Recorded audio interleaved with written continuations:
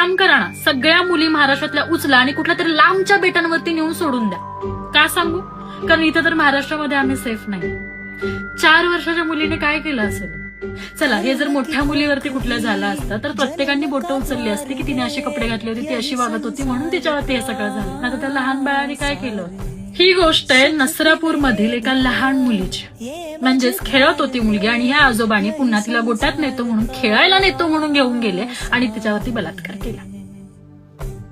आणि बलात्कार झाल्यानंतर सुद्धा तिला दगडाने ठेचलं आणि शेणाच्या ढिगाऱ्यात पुरून ठेवलं. का? कारण कोणाला ओळखू नये. माझं प्रत्येकाला एकच म्हणणं आहे की मागच्या वेळेस एवढी मोठी गोष्ट होऊन सुद्धा तुम्ही कसं रे जबाबदारी घेत नाही लहान मुलांची. आणि त्या आजोबाला सुद्धा काही वाटलं नसेल का हो?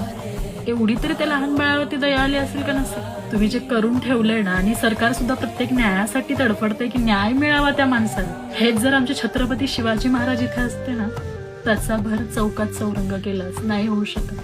आणि हे कोणाकडूनच होऊ शकत नाही, कारण मागच्या वेळेस सुद्धा हेच प्रकरण झालं. त्या पोरीला सुद्धा दगडाने ठेचून मारलं. फक्त 4 दिवस 8 दिवस हे सगळं प्रकरण चाललं आणि परत काय? मेणबत्त्या विझल्या.